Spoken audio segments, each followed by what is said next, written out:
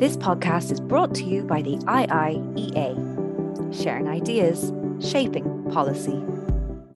Good morning, ladies and gentlemen. Thank you for joining us ahead of the June bank holiday weekend. I've just been explaining to our distinguished guest that we use this funny old term to describe public holidays in Ireland. We call them bank holidays, and we just persist in that. I see the French ambassador nodding in bewilderment as well, and the British ambassador beside him, and they're both very welcome. Yeah, we've traditionally called our holidays bank holiday weekends. Like, go figure, but that's what we call them anyway. Thank you all for your attendance, as I say, in advance of a holiday weekend. And after a really busy week here at the Institute, we just seem to have had a blizzard of events all week, and great insight. And I know that people have really enjoyed the work throughout the week. So looking forward to the weekend. Today, we are joined by Herman Van Rompuy, former Prime Minister of Belgium and the first full-time President of the European Council. He's no stranger to the IIEA, and he was just recalling coming up the stairs that he thinks the last time he was here was in March 2020, just before the world changed. And I know that he was here previously as well. So we're delighted to welcome you back to the Institute, and thank you very much for being with us. And thank you to our colleagues at the Belgian Embassy also for helping to organise today's event, and of course to Ambassador van Blieberg and her team for helping us put this event together, and for being with us also, of course, this morning. It's always a pleasure to welcome you back to the Institute. Mr. Van Rompuy will speak for about 20-25 minutes, and then we'll go to a Q&A with people here in the room and online. And I think a lot of people have chosen to view proceedings online today, which is not surprising given the nice weather and the holiday. You can ask your questions if you are online using the Q&A box on Zoom. You know about that by now. If you're in the room, you simply have to put up your hand, and we'd be happy to facilitate you. The presentation today and the Q&A are both on the record. So when you're asking your question, please, will you be sure to include your name and affiliation, if you don't mind, for questions both in the room and online. Feel free to join the discussion on social media if you like, and tag the Institute in any of your posts or comments, which would be great. Herman Van Rompuy was the first full-time President of the European Council, a position he held from December 2009 until November 2014. At the time of his election, he was serving as the Prime Minister of Belgium. The former economist at the National Bank of Belgium, Mr. Van Rompuy began his political career in 1973 as National Vice President of the Youth Movement of the Flemish Christian Democrats, the CD&V. He served in the Belgian Parliament and in the Belgian Government in multiple positions. Having retired from politics, Mr. Van Rompuy served as the President of the European Policy Centre, the EPC, known to us, and is currently the President of the Administrative Council of the College of Europe. So it's my great pleasure to introduce our distinguished guest, Herman Van Rompuy, to address you.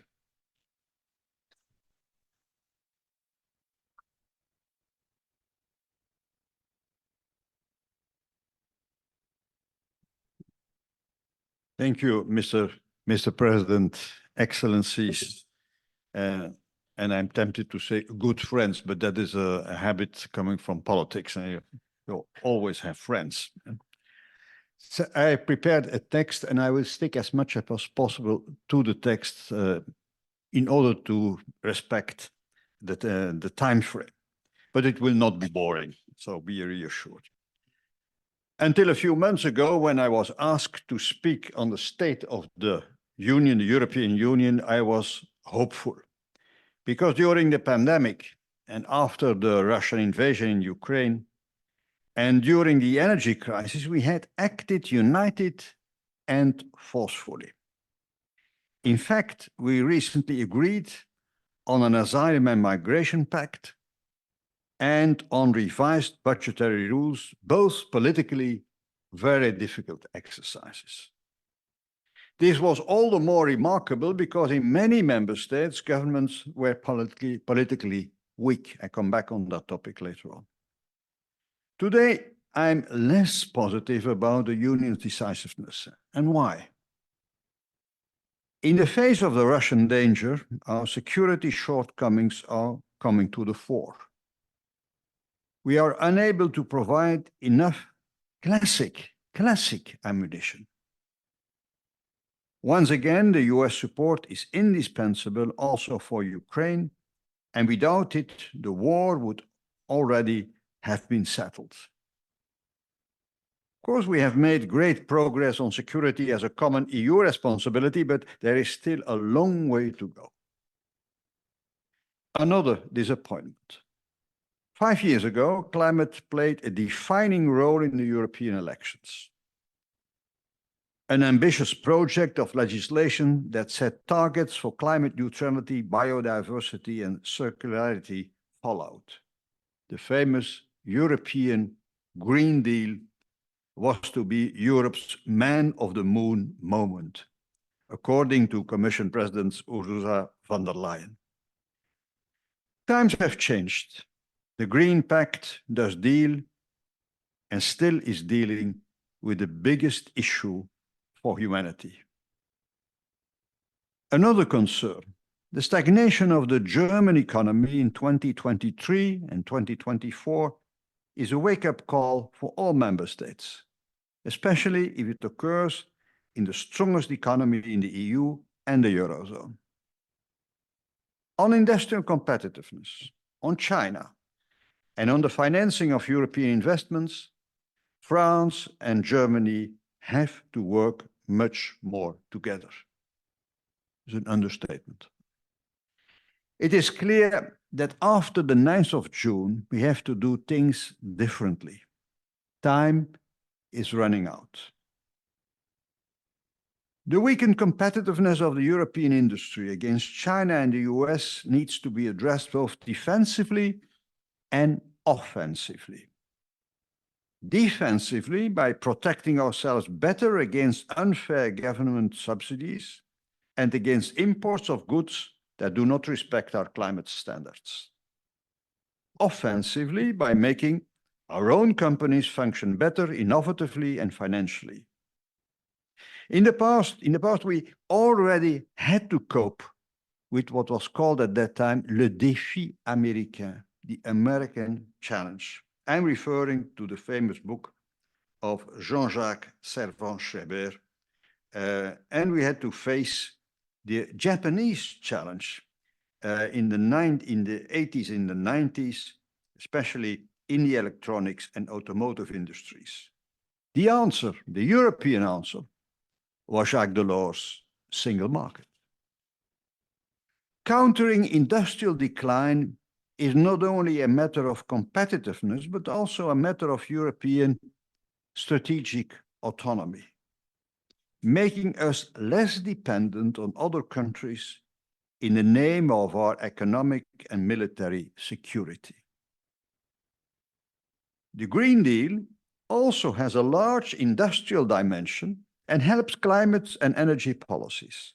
In this way, everything is in everything and vice versa.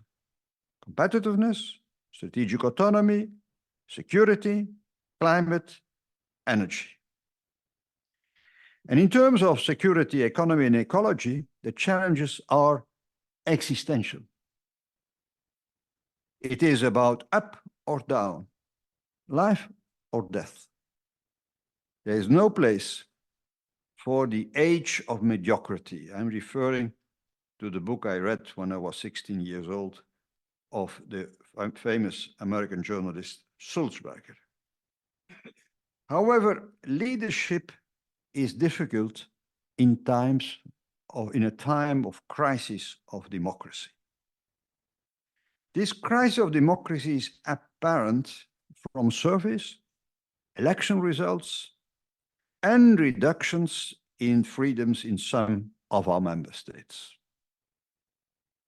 About 1/5 of citizens say they no longer believe in democracy, even though paradoxically, to express their opinions, same people rely on that freedom of expression on social media in particular. So this is inconsistent, but is a reality. The disinformation through social media that capitalizes on the strong fear of many people of losing what they have is another major problem for democracy.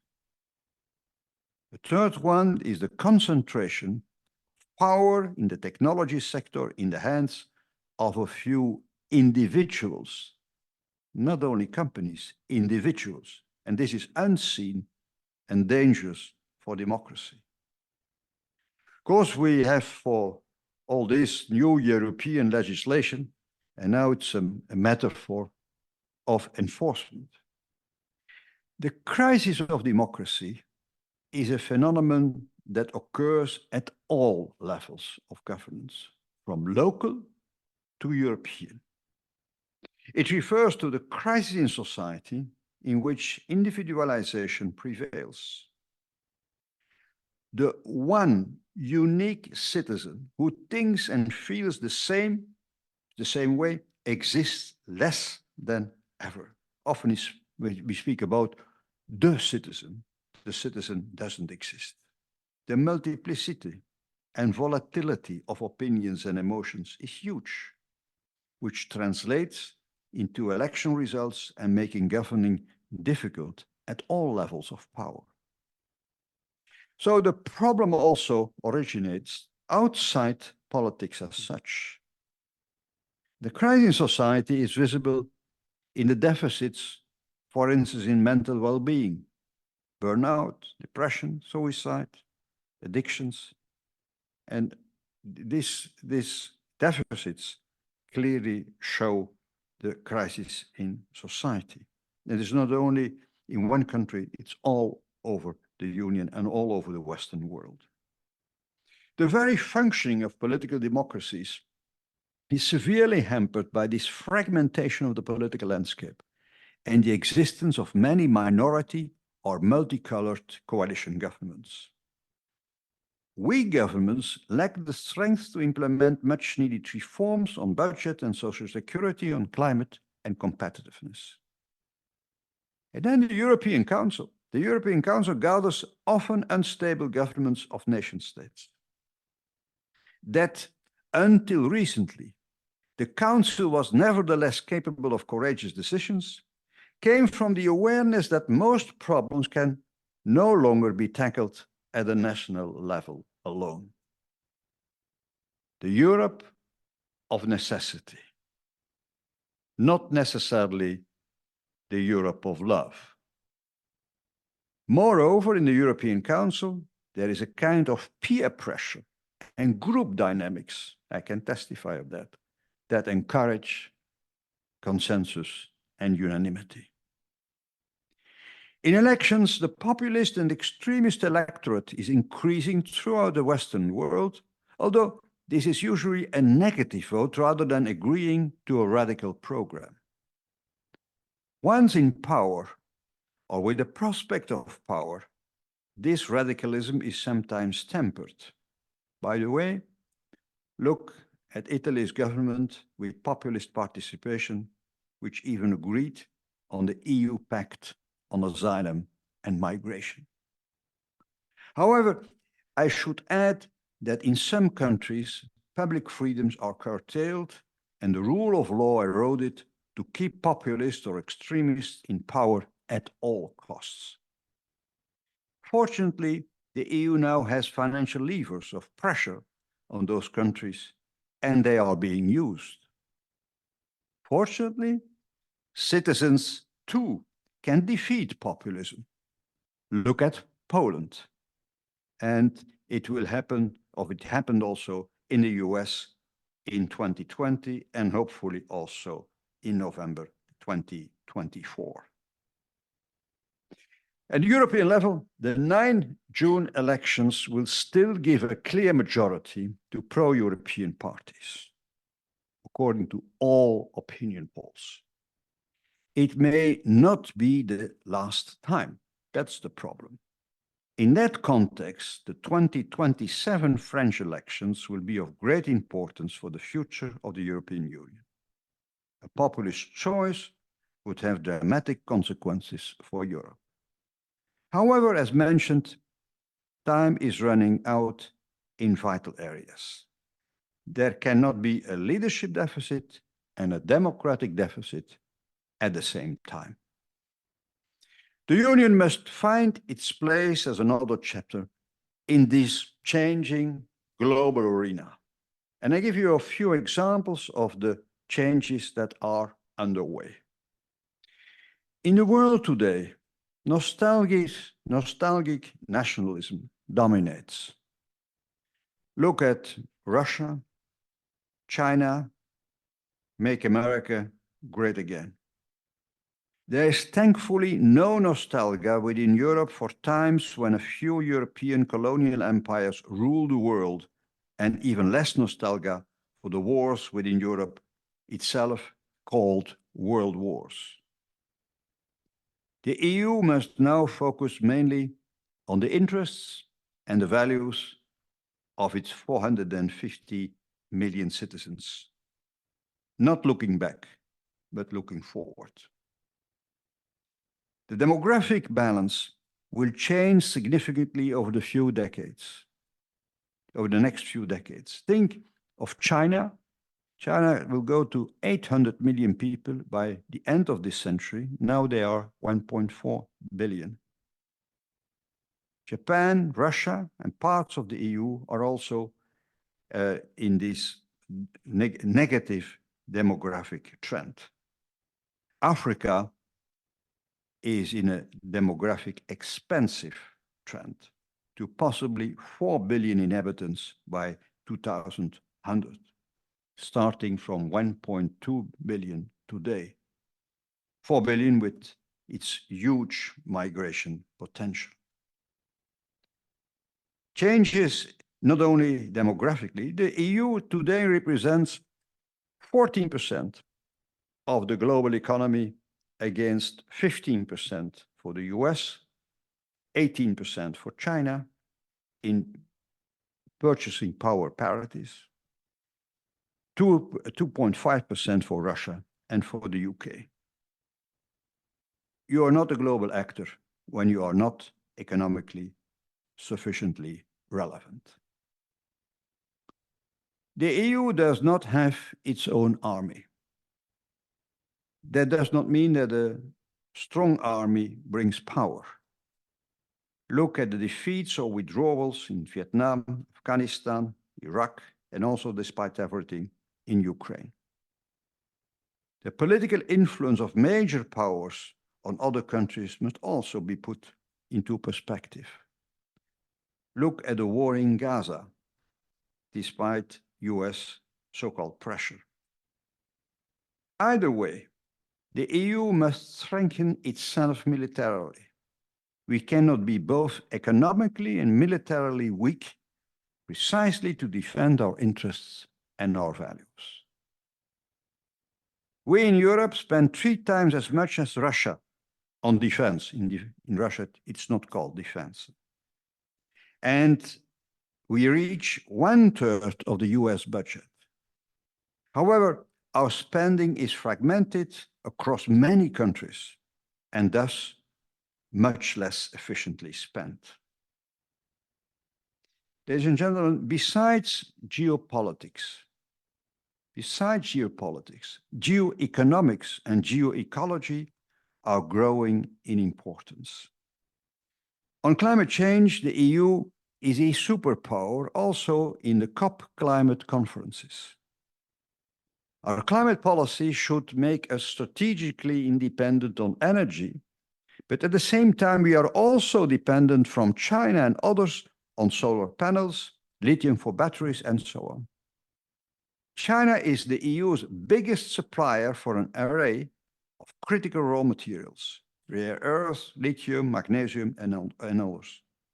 Precisely, these critical raw materials, precisely so important for renewable energy. By the way, we are the only continent where has been a clear decoupling of economic growth and greenhouse gas emissions. Since 1990, economic growth had a figure of 62, and greenhouse gas emissions is in decline with 32.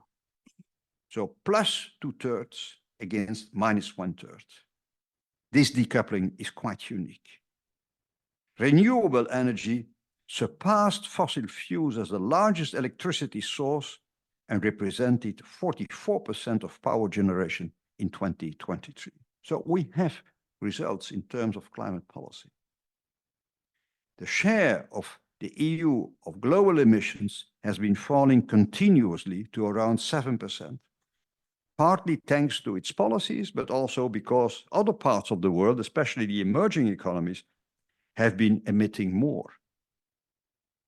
The EU decided to accelerate the downward path toward climate neutrality by 2050 as part of the European Green Deal and to reduce net emissions by 2030 by at least 55% compared to 1990 levels and minus 90% by 2040. This makes the operational target clear and indicates a straightforward long-term perspective. It will require significant increase in efforts. And with the hardest parts of the effort still to come, fair burden sharing is particularly important for societal support for climate policies, support that is decreasing. Overall, the EU's attitude towards other geopolitical actors has changed a lot in recent years. Trump's unilateralism, Russia's invasion of Ukraine, and China's new economic and political assertiveness have removed much European naivety. It has led to more unity on foreign policy by having an external enemy or adversary. The Middle East is an old, well-known exception on this. Against Russia, the situation is the clearest. Economically, the concept of strategic autonomy has been applied most strongly. I refer to the greatly reduced dependence on Russian energy that we have achieved in 1 year. With Russia, we are in the phase of decoupling on trade and investment, which is a big difference from China. Opening negotiations with Ukraine on the EU membership is a strong expression of the EU's own independent political direction. The crisis surrounding that country even started with the EU-Ukraine Association Agreement in late 2013. I was in office at that time, against Russian opposition, of course. It is evident that Russia finds a democratic and a prosperous Ukraine through EU membership bordering their own country intolerable. Russia considers a new Ukraine a direct threat to their own regime. In the Union and its 27 member states, the war has made security a central theme of its general politics and of its industrial policy and energy policies. The outcome of the war is crucial for the future of the Union. And generally speaking, security underlines the renewed primacy of politics and consequently of the role of the state. By the way, it's a paradox that there is much talk about less regulation, while strategic autonomy and a war economy results in exactly the opposite. Regarding China, the triad on which the EU's China policy is based, remember, partner, competitor, and systemic rival, systemic, I mean ideological and militarily. So this triad is now complemented by the reality that China has a friendship with Russia without limits. A more normal relationship with China depends on the outcome of the war in Ukraine and of a return to commercial reciprocity. China remains a very important trading partner,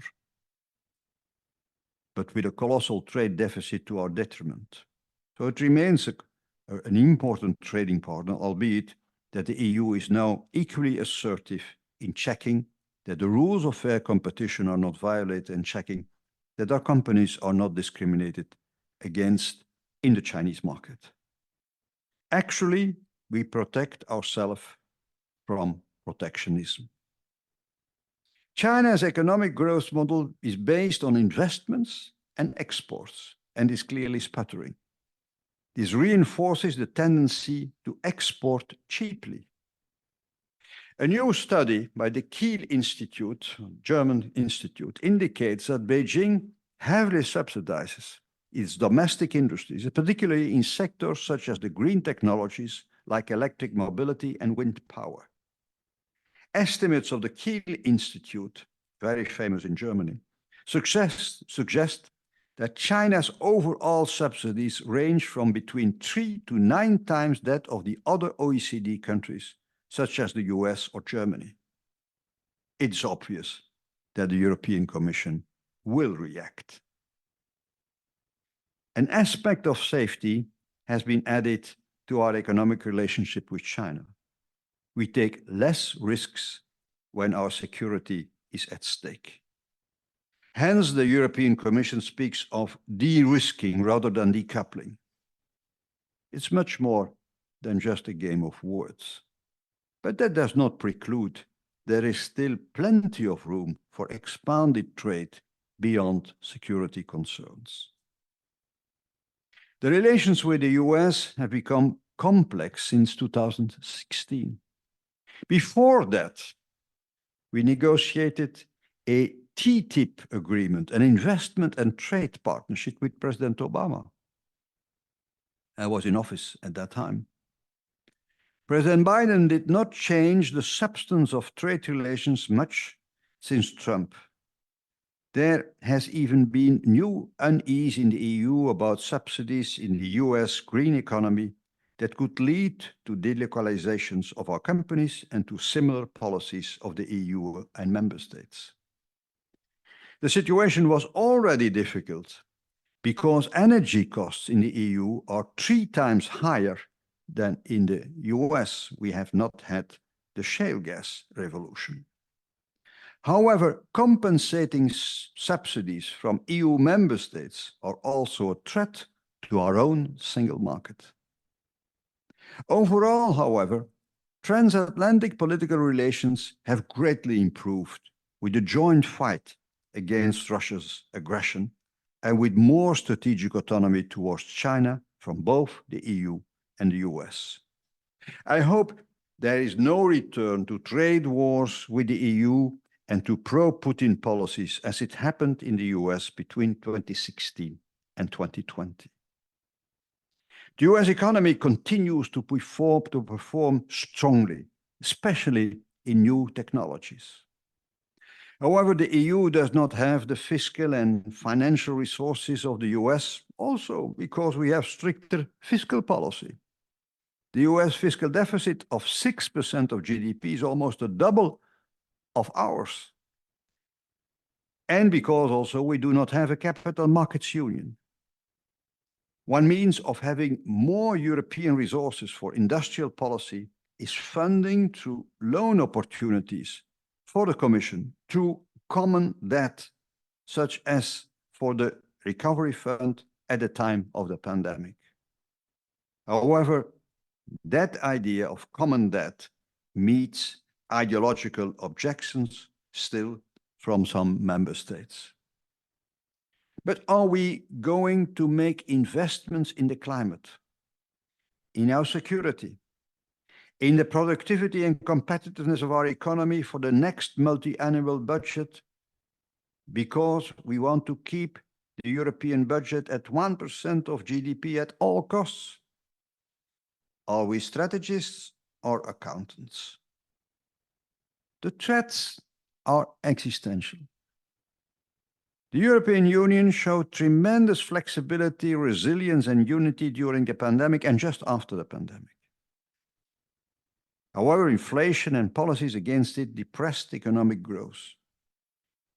The curious thing is that the labor market is already experiencing huge shortages everywhere, also because the working age population is decreasing, and in some countries also due to emigration. Such scarcity is even an impediment to stronger economic growth.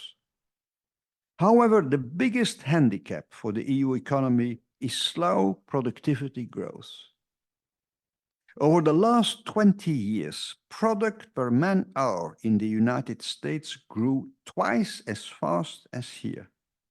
Twice as fast. The average euro area worker produces roughly 80% of what an average US worker produces in an hour. So there is more to do to it than competitiveness, and much more than just price competitiveness. The EU must not become a left-behind continent. Our structural delay in artificial intelligence, key for higher productivity, and our investment financing need to be addressed with much more vigor. The debate on capital markets union is so crucial that the European Council considered it what the Germans called Chefsache, an issue for the leaders themselves. European Central Bank President Lagarde said that Europe's prosperity and future depends on the capital markets union. She added, the geopolitical splintering, slower growth, and the climate change require unprecedented investment and that exceed the capacities of the fragmented capital markets.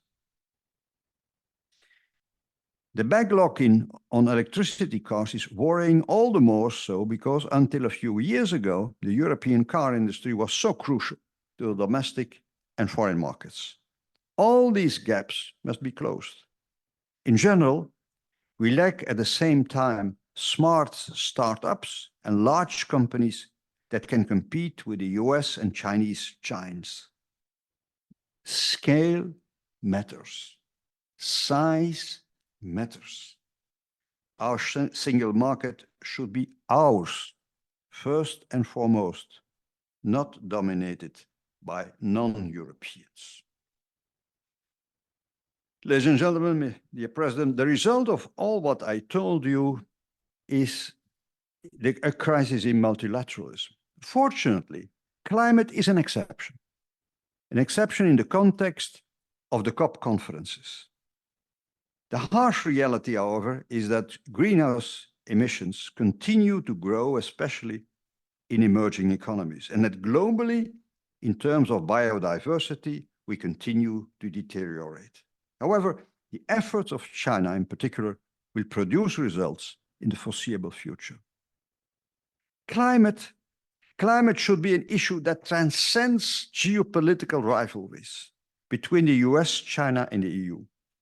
We have to be partners on climate, not rivals. Will all this also lead to deglobalization?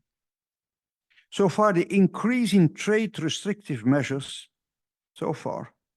this has not yet been clearly reflected in overall global trade flows. However, global trade growth has been slowing down since several years before even the pandemic. China, the US, and the EU are engaged in different forms of strategic autonomy or self-reliance. In the West, enthusiasm for free trade agreements fell sharply. The EU has become less naive, but do thinking of our own interests equate to falling back on ourselves? The answer should be no. The free trade agreement with Japan, 2019, was a big agreement. I started the negotiations in the beginning of that decade. The FTA was a big agreement and is working well. New Zealand signed free trade agreements with the European Union. It's entering into force the 1st of May. The Mercosur pre-agreement, 2019, is not yet approved. The CETA agreement with Canada, not yet fully ratified, although it's working, it's functioning. And with China, we have an investment agreement, the so-called CAI, the Comprehensive Agreement on Investment, that is on hold. Or can we think and act geopolitically? It means going beyond national sectoral special interests. We should act and think much more geopolitically. We should also dare to think geopolitically on the possible accession of Ukraine to the European Union. It is also a political and not primarily a bureaucratic process. Geopolitics starts at home. It means on our own continent. Of course, the candidate countries need to make the required reforms and respect the community acquis, l'acquis communautaire. I would add that because accession is also a political process, candidate members in the Western Balkans and elsewhere, of course, must be loyal to the Union's values of democracy and rule of law, and must be loyal to our military and political alliances and agreements. We already have enough similar problems within the Union today. It is clear that even with soft populism, one should not expect reforms in the European policies, which are nevertheless needed in a number of areas, and one should not hope for institutional changes in the functioning of the European Union. I would add that I myself am in favor of amendments in the treaties, for instance, on the unanimity rule, rather than an overhaul of the treaties. Indeed, much can be done without treaty change by a coalition of the willing. Moreover, it is necessary to know well what reforms are needed without getting caught up in a general institutional debate that divides member states at a dangerous time when we badly need unity. To conclude, we do not lack ideas, we do not lack great speeches. We know what to do. We should not wait for a crisis to act. We are in the midst of a crisis. Nor is it enough for us just to be united within the European Union, however important that is. It is time of realizations. It is time for the Europe of the results. Thank you so much. This podcast is brought to you by the IIEA, sharing ideas, shaping policy.